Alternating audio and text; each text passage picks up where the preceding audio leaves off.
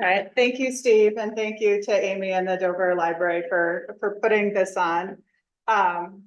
Before I get started, I just wanted to, as I'm tailoring what I'm going to say, I'm wondering, how many of you have read the book? All right, and have you finished the book? Okay, all right, so that's I'll try not to spoil anything too much, and I was debating if I was going to do a reading or not. But I'll do a reading from the first book because I don't want to spoil things in the second book. So a little bit about me. I grew up in Ithaca, New York, which is kind of mid-upstate New York in the middle of the woods. I studied material science and engineering at Cornell University. And then I lived and worked in New York City for 20 years, where I got an MFA in creative writing from NYU.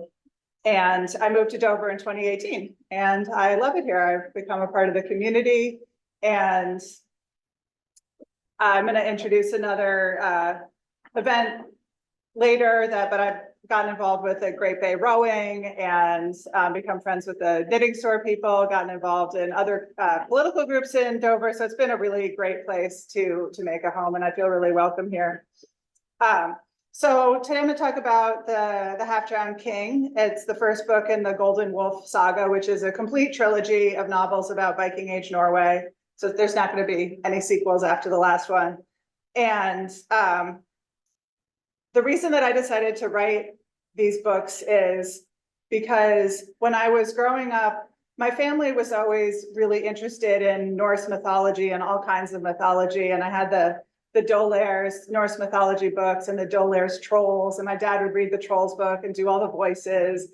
And my favorite picture is there's like a troll guy with 12 heads, and he kidnaps 12 princesses, each of whom has to like scratch his heads and pick the lice out of the hair on his heads. It's got these great illustrations.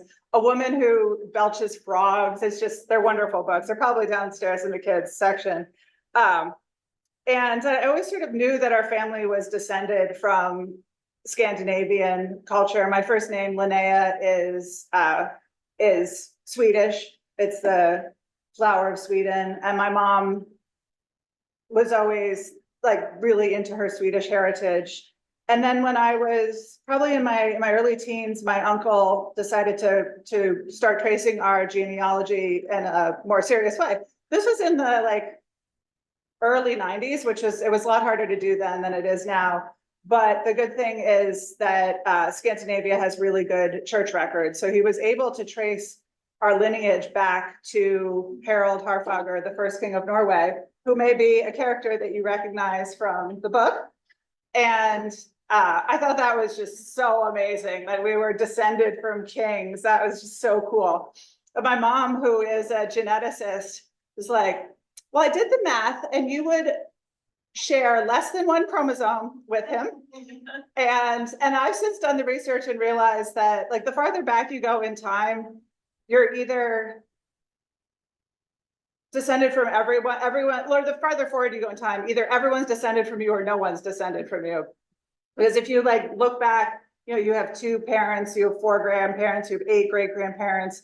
Every generation back, it doubles, while the population of the world was smaller. So at some point, probably everyone in this room is descended from Harald the Fair-Haired. So you can, and probably Ronvald also. He had a lot of wives and descendants. And so that made it less special, but it didn't stop me from having my imagination really filled with these ideas.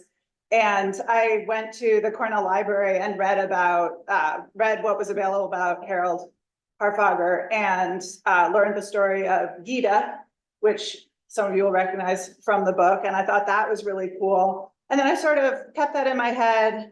And later, when I got much more into writing, I thought about how the story of Harald and becoming the first king of Norway was the story that I wanted to tell once I felt that I was a good enough writer.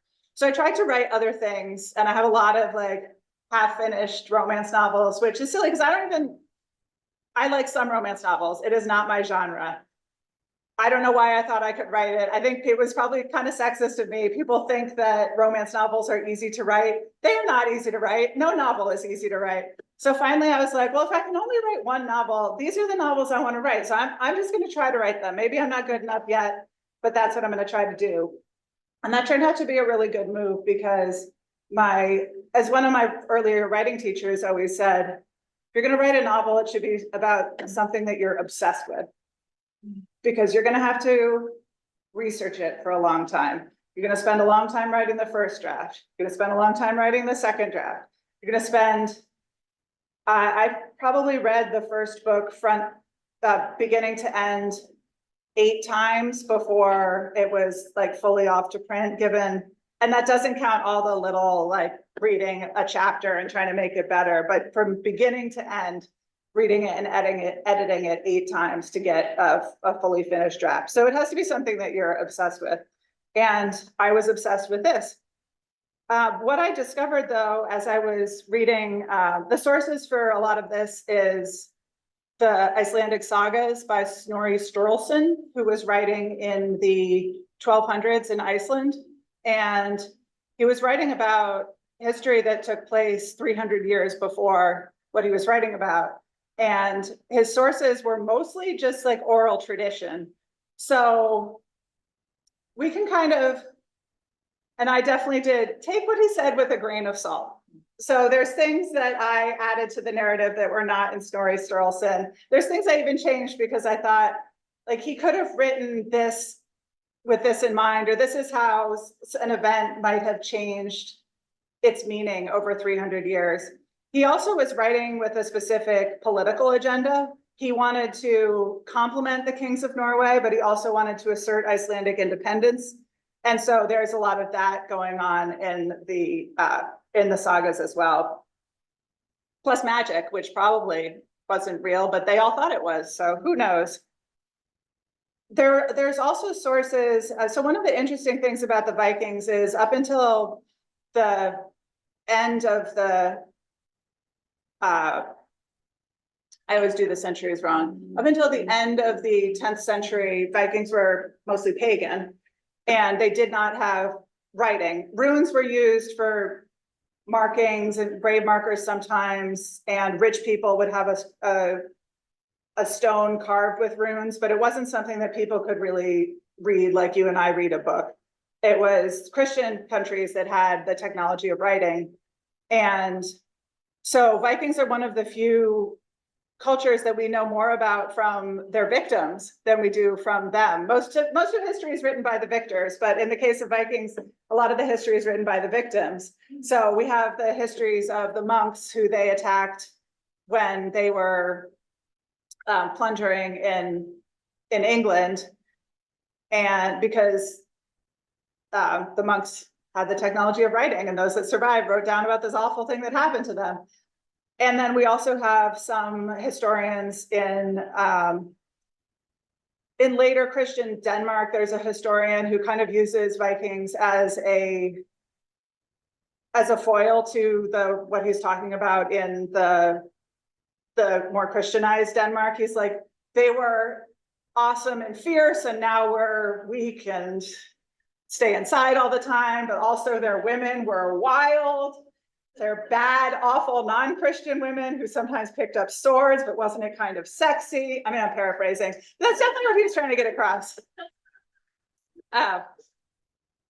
So I was really, so once I read the saga that I base most of this on, I got to realize that Harald was a little dull and might not make a good protagonist. And I became very interested in Ronvald, who those of you who have read the book have met, because he's Harald's right-hand man, but he's older than him. There's a lot of stuff that I just sort of tried to imagine why he would be the way he is. Why wasn't he trying to become the king of Norway? What was going on with him? And then there's some stuff that doesn't happen until book 3 that I kind of used to kind of build his character as Well, he doesn't have much of a sense of humor. Ronvald's major malfunction is that he is always right, but it doesn't do him much good, which is the kind of character I love, but not everyone loves. Your daughter is not so much. And then he had a sister, Svanhild, who there's almost nothing about her except one of her marriages, and I'm trying not to spoil anything for 1,200-year-old history, besides one of her marriages. And so I added a lot of other things to her.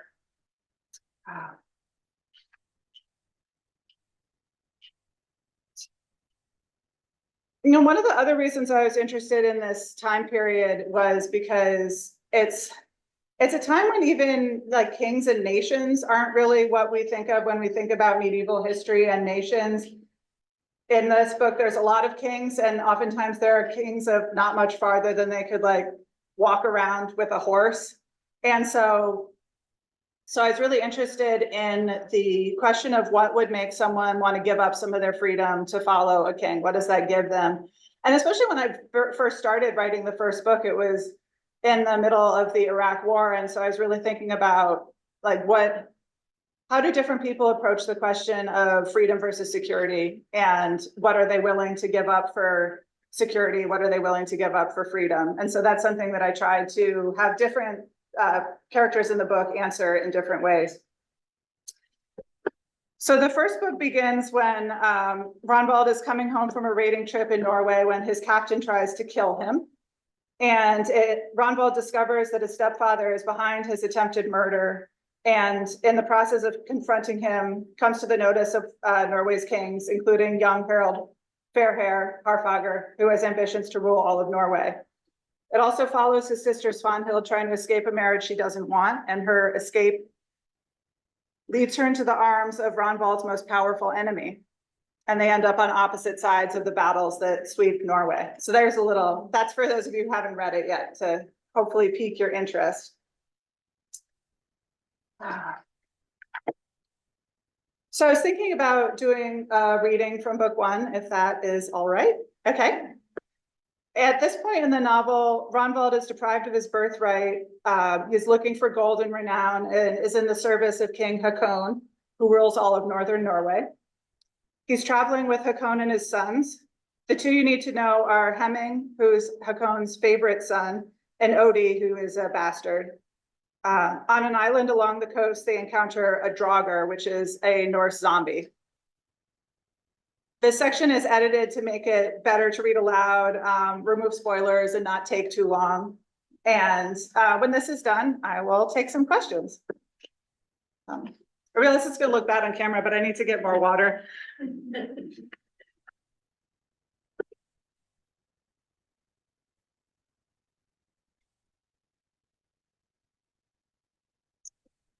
And I'm afraid I am getting to the age where I read better when I take my glasses off. Well, they did make the print very big, so I could go either way, but this is easier.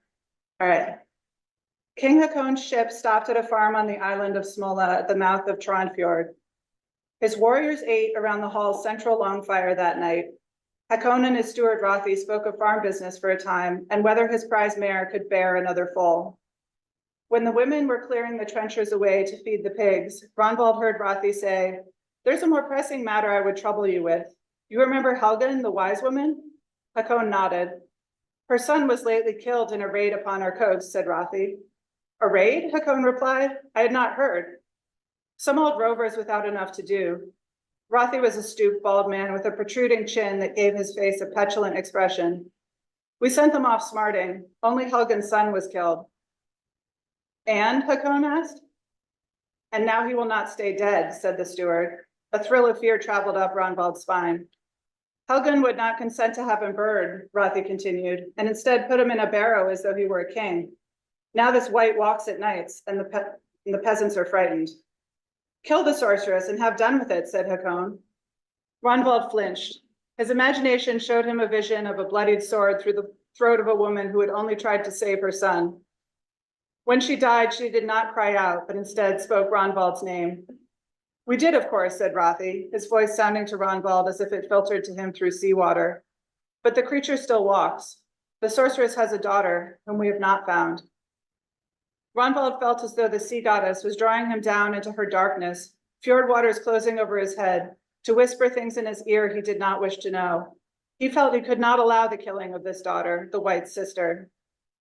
Has the thing killed anyone? Ronvald asked. No, said Rothy, but he is armed, and these creatures, first they feed on the blood of animals and grow monstrous by it.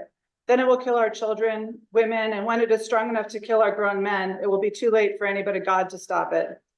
Hakon looked worried. How was this man killed before? Ronvald asked. He took an axe to the skull, said Rothy. The sorceress Helgen packed the wound with moss and cobwebs and said mighty spells over him. And though he should lie still, the dead man walks. She said she was only trying to cure him when we put the question to her. Rothy laughed, a mirthless sound, as though a man can be cured of being dead once the thread of his life is cut. Someone should kill the creature, said Ronvald without thinking, not the sister. If the magic lives beyond the mother, then killing her will only make it angrier. Who, you? Rothy asked rudely. Not me, said Ronvald, though his protest was lost when Hakon's son Hemming began talking over him. Not Ronvald alone, he said. I will kill this thing, father, and if I fall, Ronvald can stand in my stead. Hakon shook his head at his son. I would not risk you. Hemming looked lost for a moment, and Ronvald pitied him. Then Hakon gave Ronvald a considering look. It is a brave suggestion. You may go and see to the White. You take my son Odie with you instead. I did not mean to, said Ronvald, but then trailed off without refusing.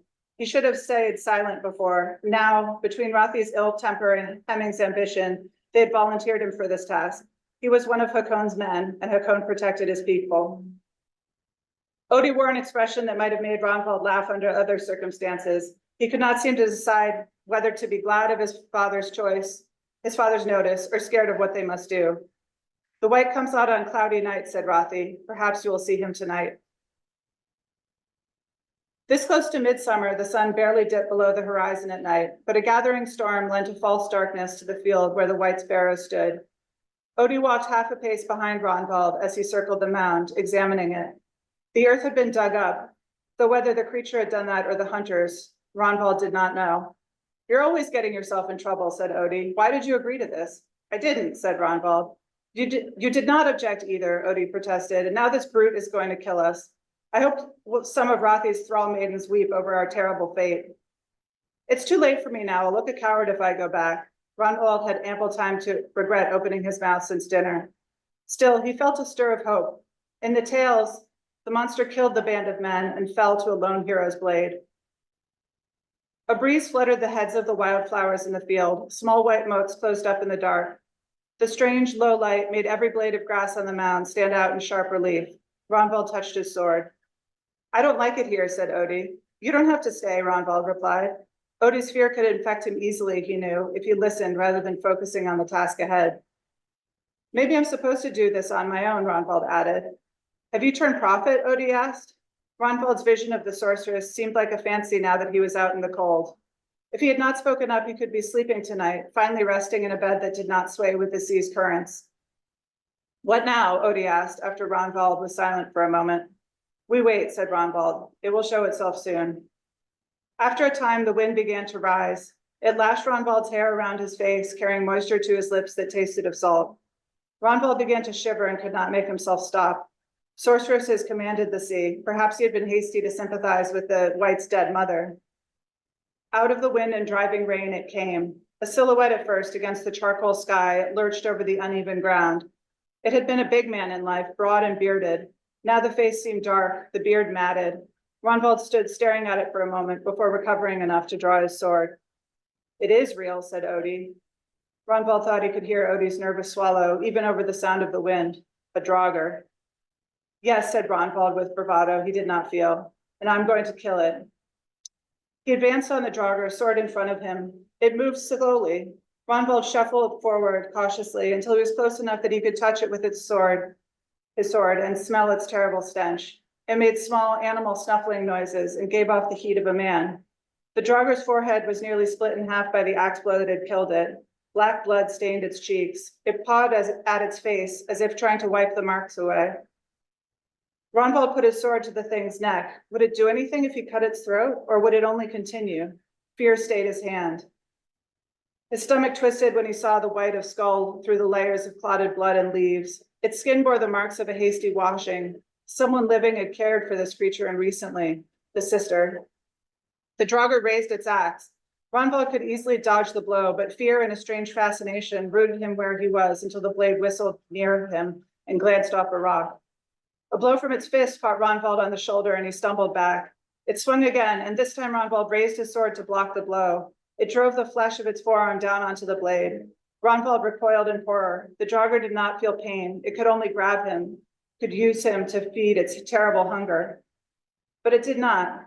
It stared down at him, tilting its head like a raven about to rend carrion. It could not feel Ronvald's sword when it swung its arms. How could Ronvald kill it? The grass crunched behind him, Odie coming forward to take up Ronvald's place if he fell. He could not let Odie die in his place. He found his feet again, but stayed in a low crouch. The white was still above him, swaying where it stood. Ronvald raised his sword and drove it up into the creature's throat. It fell just as a man would, hands scrabbling at the weapon. Although unlike a man, it closed its hands around the sword, cutting into its palms, sending blood showering down on Ronvald. He tried to avoid it, for the blood of a Draugr was cold bile, cursed, but it sprayed on him from the creature's mouth, the wound at its throat and arms. It covered his face and his hands where they were stuck with fear and shock to the hilt of his sword. The Draugr's limbs shuddered one last time, and Ronvald scrambled out of the way so it would not fall on top of him. He knelt next to the body.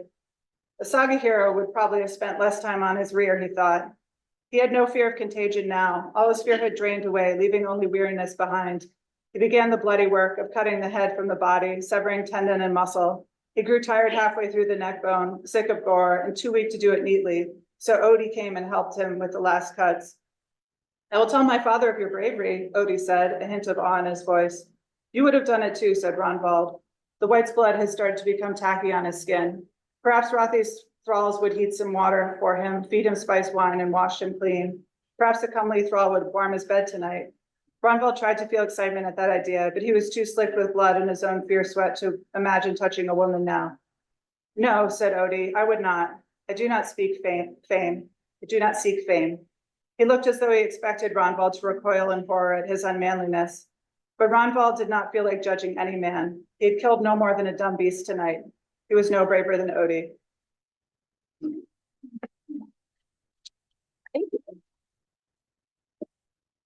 After my sister, who's an ER nurse, read that passage, she called me up and she was like, the part with the traumatic head injury was really cool.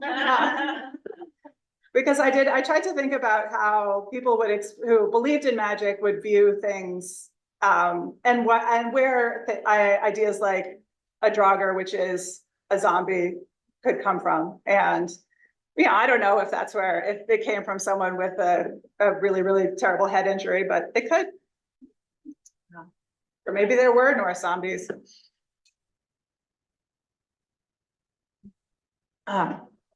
So I'm happy to ask questions now. I love to talk about this stuff. I can talk about the writing process, the research, which was a lot more than just reading sagas. So anything that people are interested in, let me know.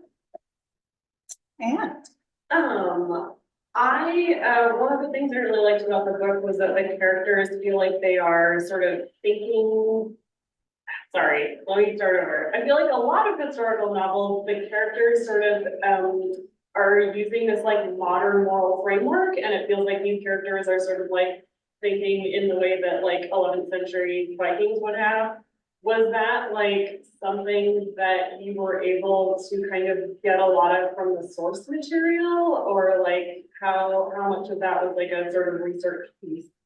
I think it was researched a bit, but thank you very much, because I tried really, really hard to do that. It was extremely purposeful to try to find a way to write characters who would be sympathetic to modern audiences without feeling like they were modern. And so I think like I still made it much less violent than it probably would have been. But there is a moment like Svanhild hits a servant, and it's not a big deal. It's just something she would do.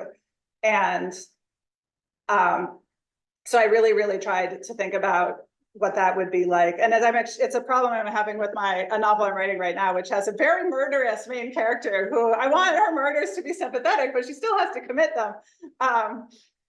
So, yeah, I mean, and another thing that I really thought about is trying to make their metaphors and their thoughts be congruent with what they would have experienced. So it should be that no one ever mentions hours or minutes or anything to do with time that you would measure on a clock, because that is not something that they had access to. They did have weeks, but they didn't have that. And in terms of their metaphors, I tried to make them think about metaphors of the sea and of mountains and water and horses, and not any kinds of metaphors that have anything to do with the modern world. So I definitely put quite a bit of thought into that. But then it's also kind of a matter of like reading the sagas, like just getting my head in the world, continuing to, especially when I was writing the first book, I was just, even when I sort of felt like I'd done enough research, I still tried to always be reading a book of research at the time to just kind of keep my head in the world as much as possible.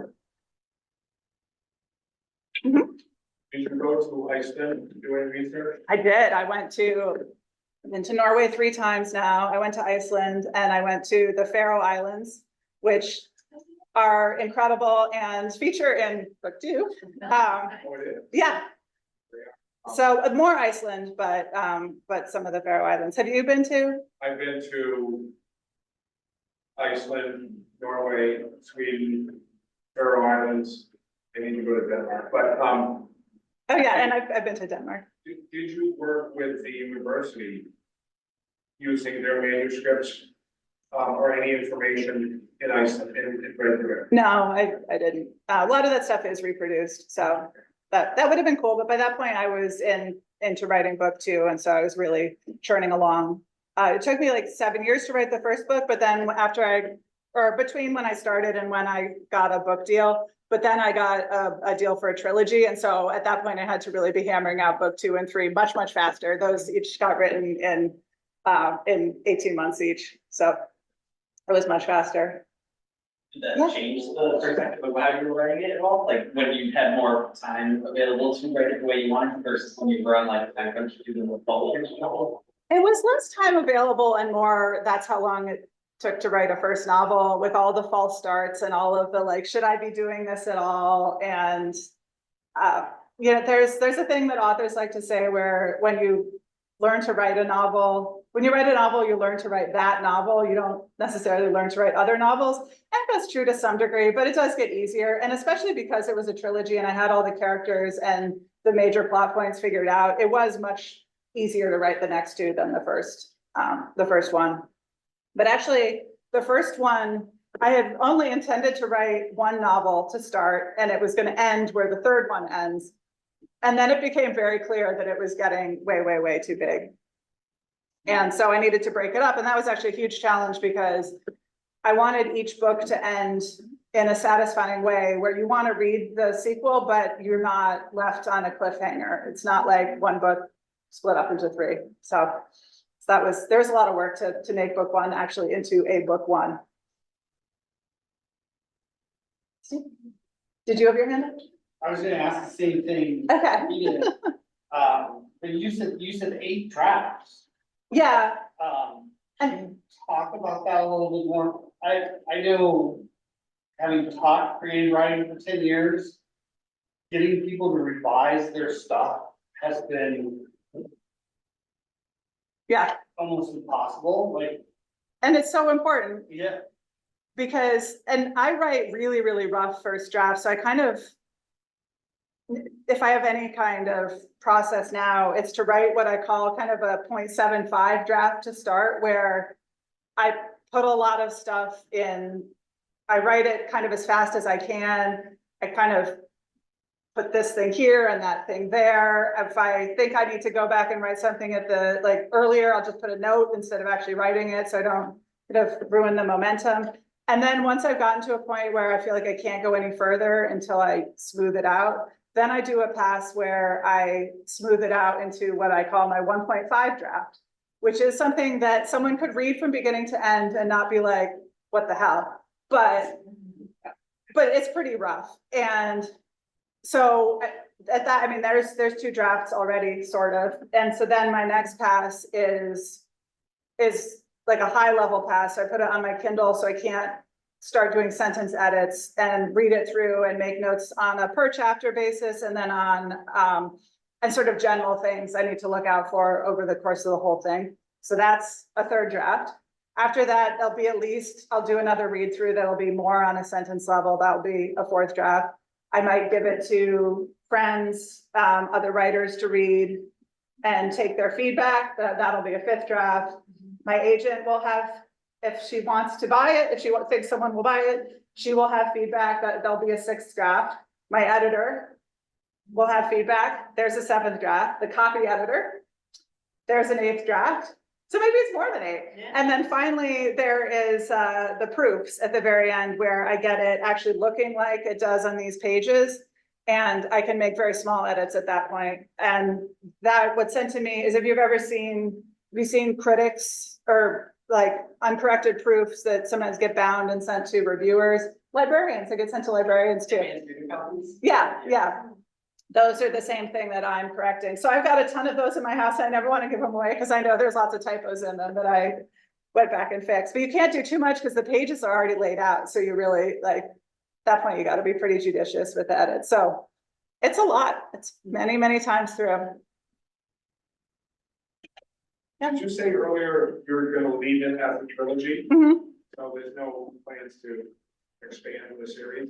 No, it wraps up pretty well. I mean, there might be some characters who would show up elsewhere, but not because there's some historical characters, like one of Ronvald's sons, Rollo, became the first Duke of Normandy. He's an interesting character. He became known as Rollo the Ganger, or Rollo the Walker, because he was too fat for his horse to carry, or too giant, I don't know. But yes, he made the King of France, or the Frankish Empire at the time, give him Normandy in order to stop attacking France. And he was the great grandfather of William the Conqueror. But probably not. More likely, I'm working on a novel right now about a Russian Vikings. So Oh, more Vikings. more Vikings, yeah, more Vikings. I have stories that are not Viking, but my agent likes the Vikings, so. How far along is that? I finished the 1.5 draft and the read through, so I'm now working on draft That's exciting. 3. Yeah, And which was the book with the murder, yeah, that's the one I'm working on right now. Yeah, the female murder? yes. What time period does it take place in? That's a little, not much later. That's in like the late 900s instead of the late 800s. But I'm not going to say, I'm not going to say any more about that right now. I don't have a contract for it or anything. Well, I was gonna ask, like you said that, you know, you had to write about the topic that you had like an obsession with or whatever. And I was gonna ask if you had like another sort of obsession topic, but it sounds like you're sort of still sticking with Viking obsession. Do you have other stuff that you're obsessed with on the same level, or? I don't, and to be honest, I'm not. It's been a little hard to write after finishing the trilogy. It was a huge, I mean, it was a dream come true. I got a very generous advance that allowed me to live to be a full-time writer for 4 years. I'm not anymore because those 4 years are over, but it was incredible. And it was published in 6 countries, and, you know, it was a dream come true. And so it was kind of, and I wouldn't trade that for anything. But it was a little bit afterwards, it's been like, okay, what am I hungry for now? I know what it's like to be a published writer. There's things that are great. There's things that are, you know, don't have to never work again. I'm not that big a deal. So, and in some ways it was kind of a relief to get a job again. I do wish I had more time, but it's also so much pressure to have your creative output also be paying the bills. So I'm glad I didn't have to depend on that.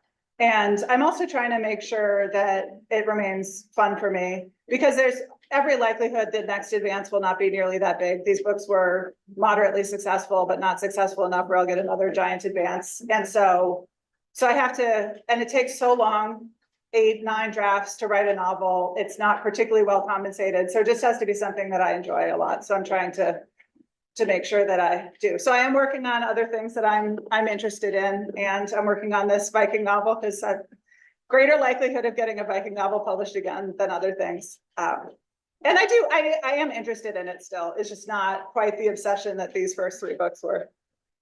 When you were researching all this, what did you find interesting or fascinating about Vikings? Like, about their lifestyle and everything? I was actually surprised about how little I knew. I thought I knew a lot more going into it. And I still keep on learning more. So actually something I've learned since these books came out was as much as Svanhild is like a pretty independent woman, and I certainly had people saying that it was unrealistic how independent she was. I have since learned that that there were many more women Viking warriors than archaeologists thought. But there was a recent-ish archaeological find where they were able, there's enough DNA remaining where they were able to say that this was absolutely a woman. She had, the bone showed the development of muscles that she would have had for being a warrior. She had healed scars. She was buried with weapons. She was buried with not just weapons of high value, so she was a very successful warrior, and things from all over the world, the Viking world, which is pretty large. I mean, they traded with Baghdad, they even traded with China, not like directly with China, but the Silk Road brought things all the way from China to the Viking world. And so there's probably many graves that people have been thought were men that were actually women. And so I probably would have put more strong Viking women warriors in this book if I'd known that at the time. Because the reading I was doing was saying, oh, well, women were buried with swords, but it was like swords they were supposed to pass on to their sons. Or they'd find a grave and they couldn't sex the skeleton. And so they'd say, oh, they're buried with swords, it must be a man. They're buried with these brooches that Viking women wore, it must be a woman. And now that's probably not as cut and dried. I was also interested to learn how so one of the things that when I first started reading, thinking about a world with no laws, I mean, there were laws, but like no law enforcement except what happens in the thing. And you could just, like, if you liked your neighbor's farm, you could kill them and take their farm. It's like and so I was Like basically the survival of the fittest, if you could do something and back it up, you could get away with it. yeah, so it's interesting learning and thinking about what would keep people from doing that and when they would do it. Yeah, the thing I find interesting is they had that mentality, yet there was certain social codes and sense of honor that kind of affected things as well. Right, there were, You think killing a person is bad, but in some cases to them, it was socially acceptable. You know? yeah, Interesting. and there were, and like there are in a lot of sort of societies like this with small kingdoms, there was blood feud, which would keep people from committing too much violence because if you killed one of their sons, they would kill one of your sons, and it would go back and forth for generations. So avoiding that was a way to prevent it. And then also people, even in a violent society, people don't actually like to kill people that much. There's still just a natural aversion to doing it. The belief in all those gods had anything to do with that. You know, everything was for the gods. I mean, we don't actually know that much about Viking religion, but if it's like other pagan religions, it's much less about morality than just about, you might try to appease the god of rain if you needed rain, or they were just kind of fun stories to tell. Or the morality of the gods was not going to keep you from killing people. I guess that would. Yeah. In some cases, probably encouraging it. Yeah. I've not read your books yet, but do the Norse gods play parts in them? They're not characters at all, and my characters think of them sometimes, but yeah,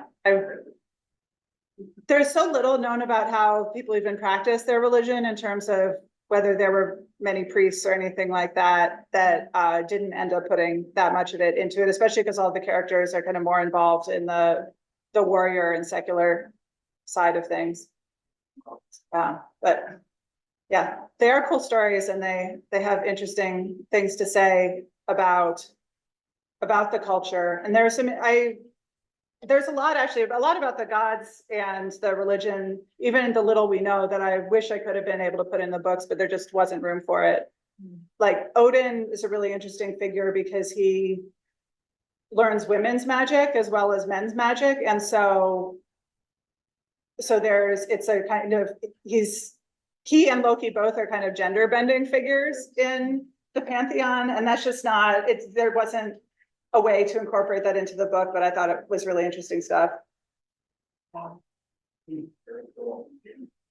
just find it amazing that people will get in a boat and just, go where they don't know where they're really going, find other countries to invade them.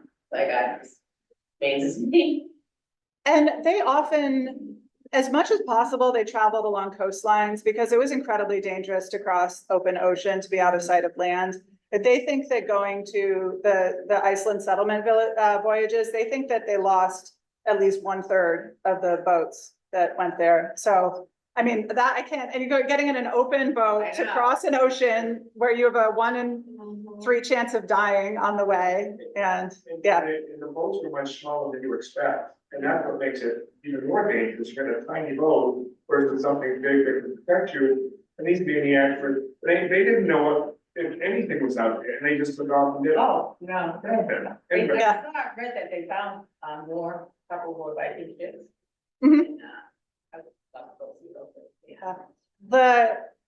I can't recommend going to the Viking Ship Museum in Norway enough. It's absolutely incredible. And it's also right near the Thor-Heyerdahl Museum and the Fram and Bedford Museum, which are, the Fram is an Arctic explorer, I think Roald Amundsen's ship, and you can go in and walk around. And then there's Thor Heyerdahl and his voyages, which are, if you're interested in archaeology at all, that like, it's fascinating how it's practical archaeology where he made, are you familiar with Thor Heyerdahl? He was in the 50s, I think. He was a Norwegian explorer / practical archaeologist who wanted to understand how the Polynesian islands were settled. And so he built a ship based on how he thought the Polynesian islanders would have built their ship, and then sailed it from, I think from Australia, I'm forgetting, but he wrote a book called Kon-Tiki that is a narrative of it, and was successful with only the technology of like catching fish in this boat with some friends. And it's an incredible story. And he proved that it was possible with Bronze Age material to cross the Pacific Ocean. So the museum is at Oslo? It's in Oslo. And then there's also a Viking museum in Roskilde, Denmark, which is a little ways outside of Copenhagen. And when I was there, I got to row a Viking boat, which was really fun. Is that why you're interested in rowing? Maybe. I like rowing. I learned to row about 4 years ago here at Dover, and I've been really enjoying it ever since. But yes, my sports have been Viking related. But before rowing, I did strongman competitions, which is like picking up heavy things, and that's very much an Icelandic sport. Where were they? The contests? The strongman, there's actually a big, all over the United States, there are local strongman competitions. I was living in New York at the time, and then I also competed in strongman nationals in Moline, Iowa.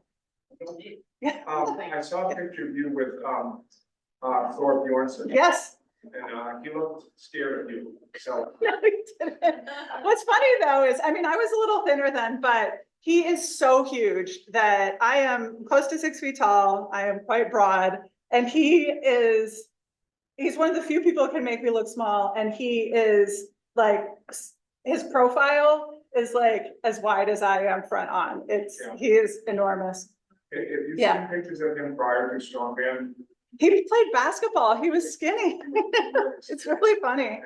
He came to New York for a strongman competition and he was so worried that he would lose weight walking around New York because it like keeping on the weight he needed to be a strongman competitor took so much effort that he was like waking up in the middle of the night to eat so he could keep his muscle up. It was funny. Yeah, yeah. Yeah, so when you go to Denmark, the Viking Ship Museum in Roskilde is really cool. Amazing. What's going on Saturday? What's going on Saturday? Saturday is National Learn to Row Day, and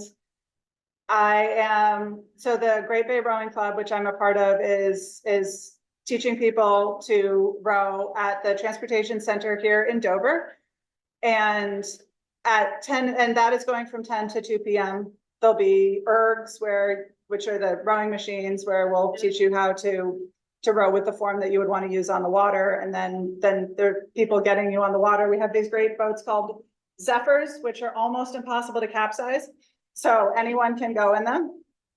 But at 10 a.m. I will be there with Kathy Baudouin and someone from the Great Bay Rowing Club to glom onto my Dover Reads thing just one more day. And so I'll talk a little bit about Viking ships and rowing. She'll talk about the history of the Dover waterfront, and we'll get a little bit of history of the Great Bay Rowing Club. And then you can learn to do it for yourself. And I think it's super fun. Yeah, it'll be right over here at the train station. Like, we'll have ergs in the parking lot, and then those are passed down, and there'll be boats right in the, there's like a sort of a cul-de-sac of water over there where it's very safe. And yeah, so highly recommended. Are you Yes. working to compete in rowing at all? Yeah, I do competitions. Yeah, I'm a competitive person, so it's really fun. So I think the first time I've never seen you row, but I've seen you come like hang out after having rowed. Yeah. The arms, like how, like. Oh, well, I don't, maybe I saw you after, so in order to row in a single scull with a logbook sculling is what they call it, you have to be able to capsize a boat and get back into it on the water. And this is one of the hardest things I've ever done. Not to mention that the coach didn't want to, there's some boats that are sealed and easy to like clean the water out of. And those boats are what are called the junior racers, which people who weigh 50 pounds less than me are supposed to be in. And so I barely sit in the first place. So capsizing it was really easy, but getting back in it was really hard. And in order to get yourself back in it, you have to like throw yourself over the boat, and then while it wants to capsize and be holding onto the oars. And then you kind of have to fling a leg over like you're mounting a horse. And then you have to get yourself onto the seat. And so the first time that I did it, I spent 45 minutes doing that. And I had bruises here and between my legs and on my torso. I felt like I'd been in a car accident. And I wasn't successful. But then a week later, I watched some YouTube videos. I watched some YouTube videos of people who were much smaller than me, who just like, there's a boat and they went like this and like, boop, and they're in it. I'm like, no, that's not happening. I tried it once and I was like, no, this is over here. The boat's here. How does this get to there? But it did help me realize that it was possible. And so I was able to do it the next time. But yeah, I think you must have seen me after that because. Yeah, I knew you were playing it a little bit. Because usually it's not I get some bruises on my hands if like the oars hit, but it's not usually a very bruising experience. Not like strongman was a much more bruising experience with the Husafell stone is one of the events, and it's named after a stone in Iceland, which is big and trapezoidal shaped, and you pick it up and you walk for as far as you can with it, and it's got like. And they make metal versions for strongman competitions, and it digs into your arms and your shoulders and you get bruised. And so, rowing's a bit gentler. Was the Husafell stone your favorite event? It was a good one. Anyone where I wasn't overly strong, and being tall is not beach hall is good for some things, but not a lot of things with strength sports, because like if I'm doing a deadlift, I have to pick it up higher. If I'm putting a log over my head, that's to go a lot further than for a 5 foot tall woman. So things like the Husafell stone, where it's just like long arms wrapped around it, endure the pain, walk for as far as possible. Farmer carries were also good because I've got big hands, so I could grip them. Another event was picking up an Atlas stone, which is a big concrete ball, and putting it on a shelf. And so that was good for me because the shelves were lower in comparison with my body. But then the ones that were bad was Atlas stone over shoulder. So in that case, my shoulder is a lot higher than other people's shoulders. So there's some, yeah. So. All right, well, I hope to see some of you on Saturday at the rowing thing. It should be really fun. I hope the weather will be good, and it really is a great sport for all levels. I have a competitive problem, but you don't have to be super competitive to be into it. And yeah, Did you say you have an estimated date when this new book about the Russian Viking will be available? no, I haven't even sent it to my agent yet, so she has to like it enough to think that she could get an editor to buy it, and then an editor has to buy it and set a date. So there's a long way between now and then. What's a Russian Viking? Never heard of a Russian Viking. So the name Rus actually comes from what they called the Swedes, who portaged their boats and sailed down the Russian river systems and settled in what's now Kiev. And so that's one of the reasons that Putin is extra mad about losing Ukraine, because it really is considered kind of the seat of the earliest days of Russian history. So the fact that Ukraine would want to not be a part of Russia is more hurtful than any other Russian state or Soviet state leaving. And I was able to go to Ukraine in 2015, which I was really glad about, because not be a great place to visit now. Which is, That was on my heart since the war. yeah, it was neat. Cities, yeah. Beautiful cities. There's a secret submarine base in Crimea, in the Crimean Peninsula, and there's some. And the Romans got up that far, and the Greeks, so there's Roman and Greek ruins up there. It was really beautiful. I hope some of those survived this. When I first read the Vikings in Russia, I didn't believe it. Mhm. I researched and looked it up to make sure it was true. It was amazing. All right. Well, if anyone wants to buy, well, we should do the drawing.